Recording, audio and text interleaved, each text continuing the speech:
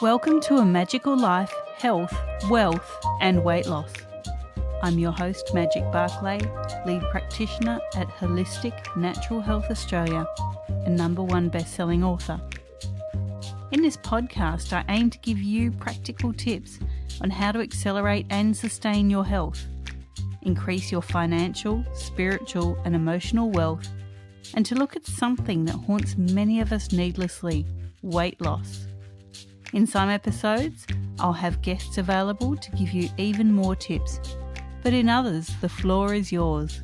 Drop us a line at A Magical Life Podcast on Facebook and let me know what you would like to know more about. Now, sit back and enjoy, because it is time for you to create and truly discover a magical life.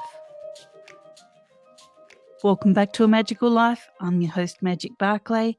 Today, Mary Welp joins us. Mary is a craniosacral and hypnotherapist living in Louisville, Kentucky with her husband, Jim. She's been in private practice doing body work and hypnosis for 20 years. She's worked with a non-profit involving returning soldiers from Iraq and Afghanistan, as well as served on the board of Linkup, offering assistance to those who've dealt with clergy abuse and related trauma. Mary has designed and now teaches a practice for change. It's called RISE Hypnotic Meditation. And she'll tell us more about that in a moment, but meditation meets self-hypnosis is included in this course. And this practice allows one to target a habit, fear, or imprint for change. Mary says that you can use RISE for working on emotional, physical, or spiritual development, stress, weight loss, patience, abundance, and many other things can all be addressed with RISE. Welcome, Mary. That sounds fantastic. Thank you. Thank you so much, Magic. Yes, I've been having a great time traveling and teaching it and presenting it. And it really does cross all the topics that we discuss here. So this is going to be fantastic. I'm going to start with our standard 3 questions that we ask all of the guests, and everyone gives amazing answers. So I can't wait for yours. And here's your first question. What can your expertise do to accelerate health, not just physical, but also emotional and spiritual health? Well, what I've been really concentrating on lately is our subconscious and how our subconscious holds all of our history. It holds all of our memory. It holds so many of our physical and chemical functions that our body has, and how it's used and how it works and how it reacts to life and to the world as we meet it. And so by going into the subconscious, you can shift those things. So whether it's a physical issue, like you want to boost your immune system, or you want to get that blood pressure in check, or something like that, you can delve into the subconscious and work on those issues. I've also been working with people that have long COVID and haven't gotten their sense of smell or taste back. And it's also been helpful for that. But it also helps emotionally. Maybe you have an anger issue or a patience issue that you're ready to shift or to change, that you are wanting this change, not those around you, but you are wanting it. This is a great practice for that. And also, I think sometimes we kind of get lost on our path, and we get off of our path and start to wonder, I know I have anyway, start to wonder, what is our reason for being here? What is my job in this life? And am I doing it? Have I gotten off track in some way? Why don't I have that fulfilled feeling anymore?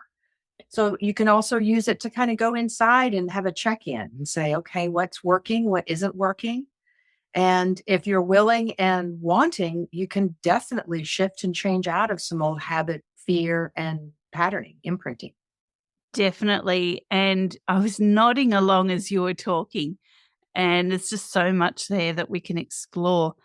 Now, we talk about wealth here as well. People think that's just financial, but it can be also personal and emotional wealth. So what are your top 3 tips to creating wealth? Happiness. Work on what makes you happy. If you're doing what you love and what makes you happy, it's not a job, it's a joy, and the abundance will come from that. The other, and this might be lining up with happy, but also check your thought patterns. Check where you limit yourself, where you might tell yourself, oh, you've never done that. You can't do that. Or that's not really who you are, or just where you set limits on yourself. Because our brain's job and what our brain really wants is safety and security. It doesn't want us to take these risks and to do things differently. And the other thing for wealth, I think, is also taking time off, being sure that you take downtime to rejuvenate, to reflect. I know that a lot of my inspiration comes in the down moments, and when we're not really engaging that conscious mind, those little whispers can happen in your ear that kind of step you in that place of wealth and prosperity. And it is not just about money, but it's about health and happiness. Definitely. And just from my own experience for the listeners, if you don't make time for downtime, your body will do it for you. And that's never fun. So Absolutely. just a quick tip there. Totally agree. Now, look, we do talk about weight loss here. I know I've kind of been on the roller coaster of it most of my life, and I guess many of the listeners have too. So what can you offer around your own weight journey to maybe inspire the listeners or just even let them know they're not alone? And what can your expertise do to help them with that journey? That is such a great question, because I've been talking about this in my workshops. I've been talking about the stories that we tell ourselves and the stories that we live in. And one of the stories that I've been sharing with my workshop participants is when I was about 11, I was probably 11, maybe 12. I was in a carpool with a high school boy and my brothers and sisters. And I had a crush on this high school boy. I just thought he was really cute. He was way out of my league, but he was really good looking. And I just had this crush. I'd sit in the back seat and just kind of watch him. He'd sit up front in the passenger side. And one day, and just in conversation, he casually referred to me as pleasantly plump. And I took that on as if that were my truth. And I was in that preteen kind of, you're skinny one moment and a little chunky the next. It was just me growing. But I took that on as my identity. And I started buying bigger clothes. I started eating that extra donut, having that extra soda, having that second plate of food, because I'm a fat girl anyway. I had already accepted that label as me and who I am, although that really isn't my genetic predisposition. And so be careful of your stories and your emotional connection to food as well.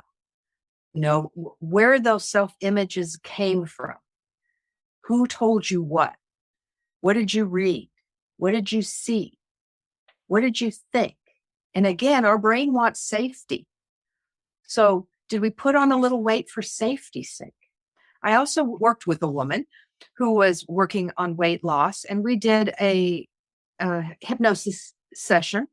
And in that session, it came up that her grandmother raised her, and her grandmother would always reward her and show her love in the form of sugar. So when she got a good report card, she got a cake. When she did well on a test or cleaned her room or did the dishes, the reward was always sugar, and there was always a lot of sugar around. And so she was realizing that she was substituting sugar for love. And when she had that realization, she could also really shift her patterning and what she was thinking and what she was doing. Because these stories and these ideas live in us and we act out of them. Our subconscious is just so full of our stories. But some of the stories don't hold true for us anymore. Some of the stories we've outgrown, and maybe even they never really were our truth to begin with.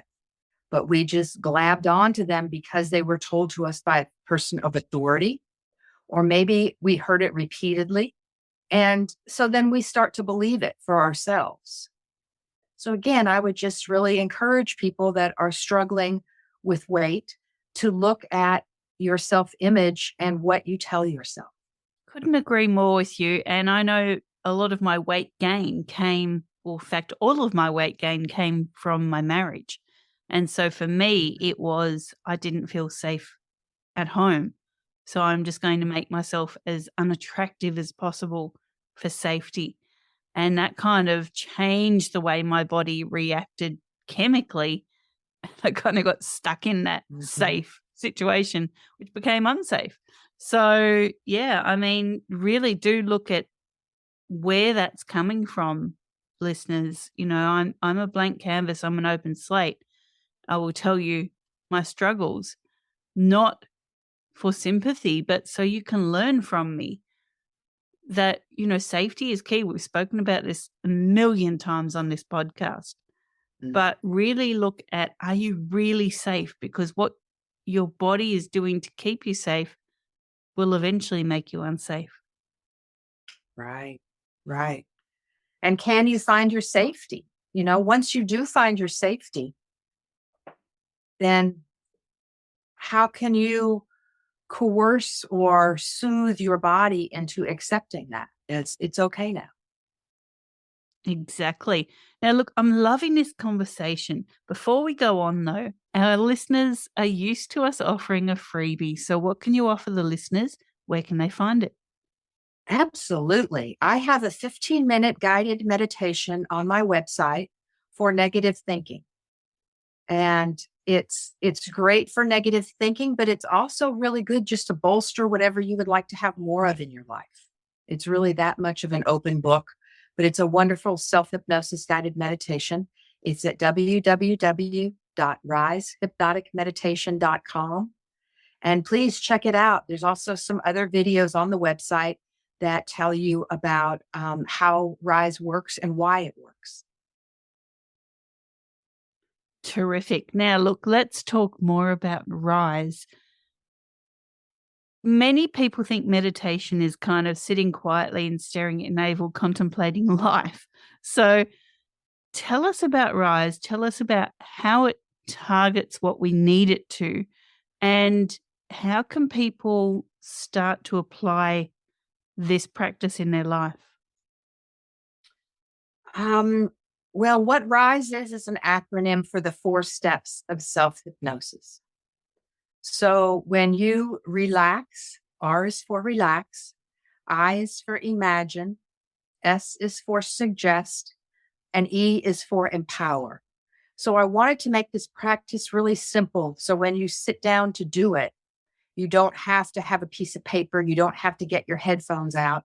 You can do it really as a first aid. If you're in a car, you know, fender bender, and you're sitting in your car waiting, or if you're having a moment of stress or panic, even, it's a tool to use in the moment as well as one to use just to bolster something in your life. And meditation does it. I have really struggled with meditation because I also am a yogi. So meditation is a very important part of a yoga practice. So it was important to me to understand it and to learn it. But if I just sit and watch my thoughts or try to control my thoughts, it seems to get louder and more chaotic. So what helped me was having these 4 steps that I'm giving my mind a job when it meditates. Okay, so when I'm going to meditate today, my job for my meditation is going to feel more inner peace and to relax my gut. I'm traveling tomorrow to go present at a conference in Las Vegas next weekend, and I've been a little stirred up. So my meditation tonight is going to be just to relax all of that. And I'm going to relax. I'm going to imagine a beautiful beach scene where I can dig my toes into the sand and feel how it gets cooler the more my toes go down in the sand. And I'm going to smell that ocean water, and I'm going to feel the breeze and hear the ocean, the waves crashing up on the sand. And then I'm going to check in with my gut, and I'm going to offer it love and convenience. And I'm going to check in where it's tight and where it feels uncomfortable. And I'm going to offer it soothing and comforting like a waterfall. And I'm going to imagine a waterfall in my gut, just kind of rinsing and soothing and smoothing all of the tension that I'm holding in my gut. And then I'm going to feel empowered by what I just did. That was a great thing. It was a great way. It's a great tool. So now I want to stand and see myself on the beach in a superhero pose. Like, I can do this. I feel strong. I feel comfortable. I feel in my body. And really look at this conference and this flight I'm taking tomorrow with excitement and with adventure, because excitement and anxiety kind of has the same symptoms. So instead of looking this as being fearful and anxious, it's going to be exciting. I love that. That's great. That's so much better than the staring at your navel meditation. Yeah, I couldn't do that. No, I can't. My mind just starts racing, and I spend the whole time saying, calm down, calm down. Yeah. And I think if we give it a job, we can even give it the job to calm down. If we have a process, if we have a way of doing it, and maybe that's the way my mind works. But if I have a formula, if I know I can go from R to E and accomplish something, I'm much happier to do that than just trying to calm. I'm a doer. So I like a job. If I'm going to sit and meditate for 5 minutes, I would like to do something purposefully, physically or mentally or spiritually. Oh, me too. I love this. This is fantastic. Now, what haven't we told the listeners? I'm opening the floor to you now, Mary. Tell us what we need to hear. Well, I'd like to remind your listeners that our brains want safety. It's the prime directive is to be safe, not to be happy, not to be successful, not to have a lot of friends. It's just to be safe. So question what you think. Question the thoughts that come into your head and whether they're really purposeful for you or not, or whether it's just you're reacting out of safety. And sometimes when you realize that, oh, I'm just nervous about this, I just don't, it's a safety issue, you can kind of make a shift in your mind that, again, it can be something purposeful. It can be something positive the way you feel. That is a mic drop moment, isn't it? I mean, you really do need to embrace everything that your mind and body is telling you. And we've spoken before on the podcast with the listeners about listening to those whispers before they become screams, but also allow your mind to guide you. Don't dismiss what it's telling you. Mm-hmm. No, and that's a wonderful point, Magic, because I have been guiding people through this. Sometimes I'll guide them to a beach and they'll tell me that they ended up in their grandmother's attic where they used to spend time as a child, or a bedroom that they had where they loved and they felt very safe. So your subconscious and your mind really does know what layer you need to take off next to heal. It knows what the best method for you is and where your blockages and your boundaries are and what you need next in order to really thrive and survive. So opening that up to your mind and following what it says, but with discretion. Definitely. I love that little addition there, with discretion. That's so key. Now, we've spoken about RISE, and we can talk more about that in a moment. But off air, I was saying, that you've done craniosacral work. I see someone every 2 weeks for pain relief through that practice. And we know that the craniosacral realm can really help us focus and get out of that pain response. So how can the craniosacral work that you were doing help with the RISE meditation? Well, really, RISE developed out of the craniosacral work. I was helping people with pain. I was helping people with their bodies. But then they would come in and ask me other questions that were more, how can I stop smoking?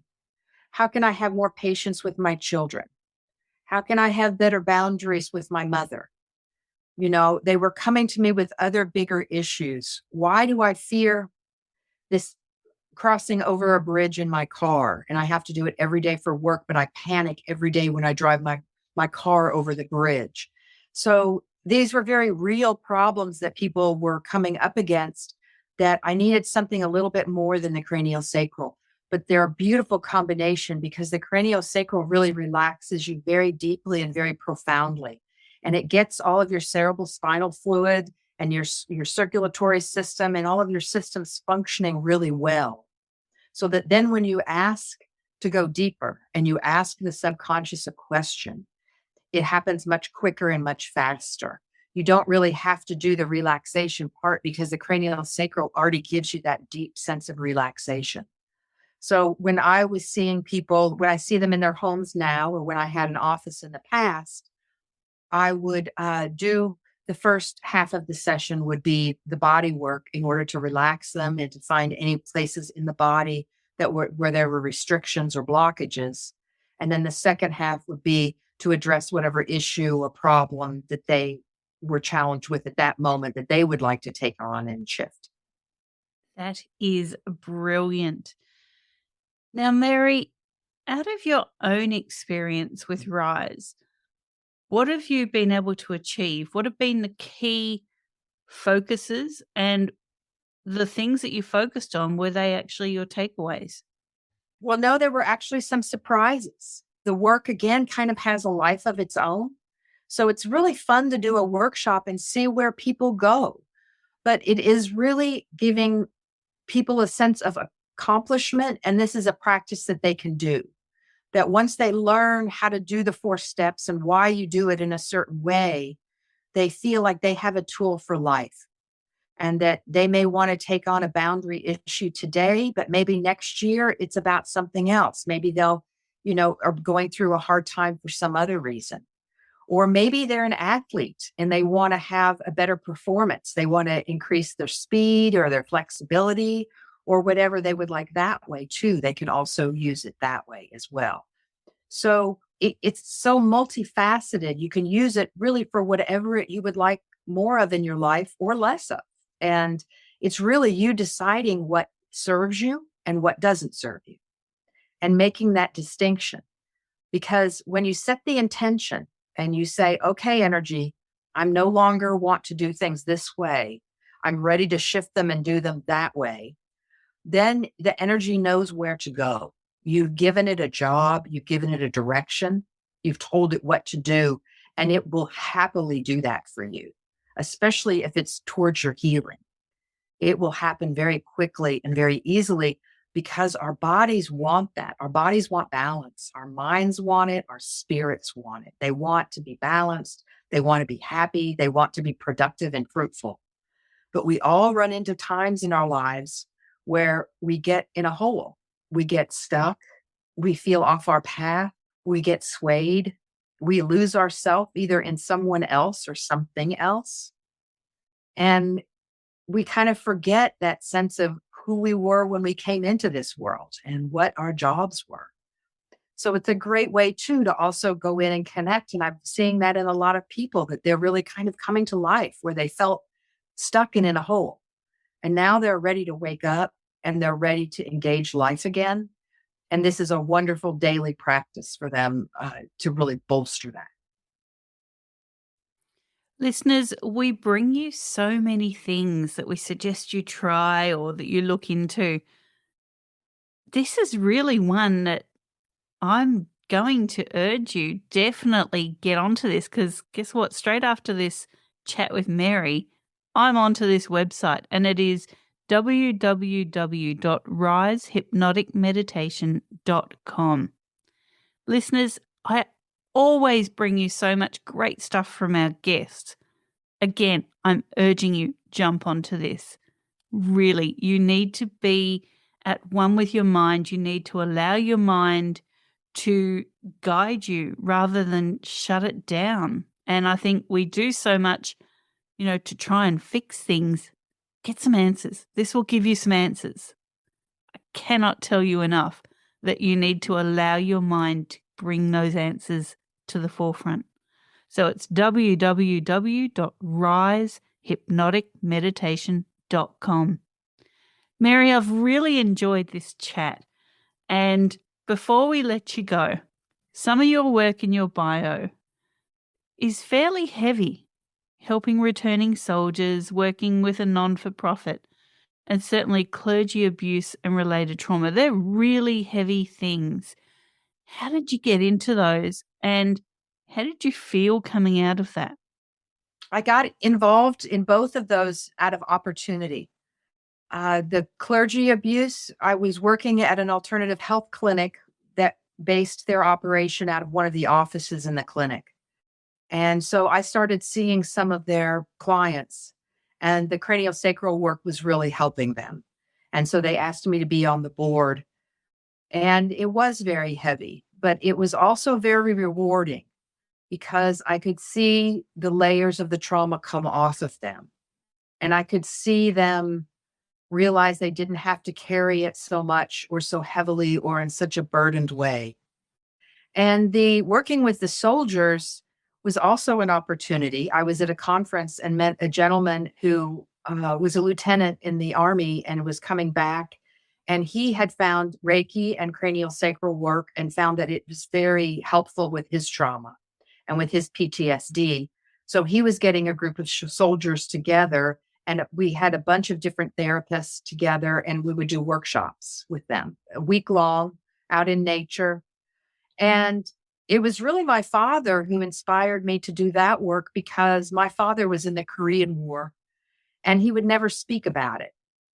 And when I would ask him about it, he'd kind of brush it off, and you could tell he just didn't want to talk about it and he didn't want to share anything about it. And I knew he carried burdens from his experience. And even as a young girl, I could tell he was really carrying that experience very heavily. So I think I really, as a girl, I always wanted to help him. So as an adult, now my father has passed. He's no longer with us on this plane, but he helped guide me with these gentlemen and one lady. And it was really a wonderful experience because, in a way, being able to help them made me feel like I was able to help my father, because he didn't get any kind of work or help after the Korean War. He was just sent home. And I know he experienced some very difficult things that I don't think, if we're going to send our soldiers to war, we've got to be willing to help heal them when they come back. And this was my way of being able to do that and really to help my father. And they were heavy experiences, but they were really beautiful too. Like I said, when you see change, when you see things happen, when you see people light up again that haven't been lit up in a while, when you see them starting to come back to who they are and feel comfortable in their bodies again, it's so rewarding. It's worth the risk.